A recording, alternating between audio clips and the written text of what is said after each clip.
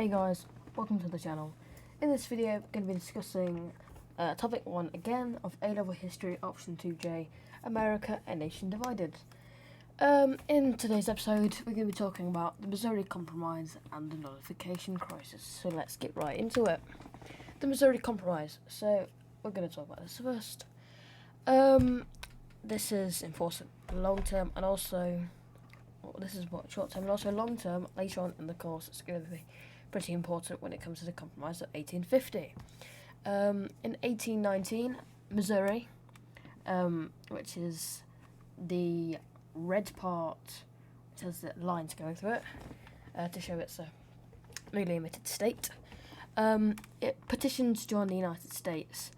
As you can see, there were currently 11 free states and 11 slave states, therefore there was a balance. And as you know, there are 2 senators from each state, so therefore it's always great to have a balance so that there's an equal amount of senators from each state. If Missouri was introduced as a slave state, this balance would be completely ruined. There'd be outrage and yeah, it probably wouldn't be great for the Union.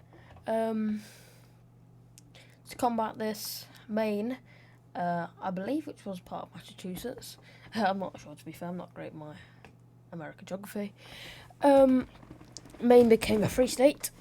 This made it so that there were now 12 free states, Maine now becoming a free state, and Missouri becoming a slave state. There was an imbalance again. They also introduced a line called the Missouri Compromise line, which is pretty much made to combat the debate of slavery in the future altogether, because slavery is banned above the 36 degrees 30 latitude in the rest of the Louisiana Purchase territory. The Louisiana Purchase was a purchase of area from Mexico, I believe. These territories were organised yet, so we won't talk about that right now. However, the only exception to this line was Missouri, because it, as you can obviously see, it goes above this line, and everything above it, or the idea was anything above it would then be a free state, anything below it would end up being a slave state. Now on to the Nullification Crisis. The Nullification Crisis, it started when President John Quincy Adams introduced a tariff, which is pretty much a tax, which taxed imported goods, so like foreign goods, which were imported into America. This was apparently done to reduce foreign competition with American manufacturing.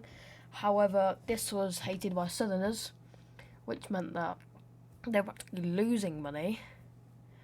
And they labelled this the Tariff of Abomination. John C. Calhoun, who's going to be a very key person in this entire course, he was a staunch defender of slavery, and was a Southerner, as you can probably tell if he defended slavery. He influenced an idea by anonymously publishing a book, I believe it was. He influenced an idea called nullification, which was the idea that a state can deny or ignore law, pretty much going hand in hand with Southern beliefs that states should have the right, not the federal government. In 1832, to sort out this tariff of abomination, a new tariff was passed by Congress to appease South Carolina.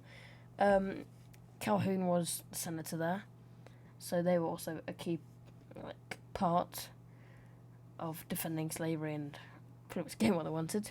And if they didn't get what they wanted, they threatened to secede or leave the Union.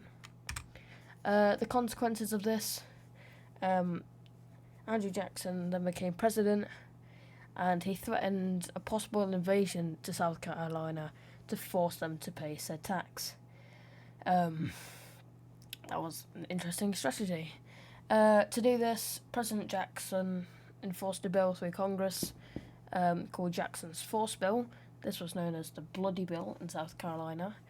And this bill essentially allowed President Jackson to deploy militia, which is pretty much a civilian army, which is used to complement, I guess, like his actual standing army to enforce these tariffs.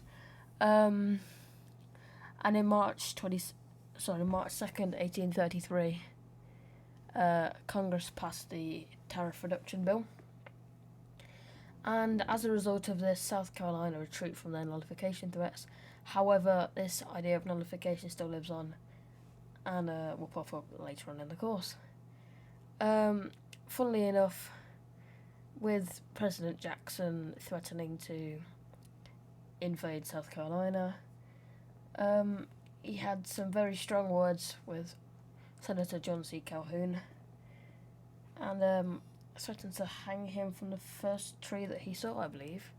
And on that happy note, we're going to call the video there. I hope you all have a great day.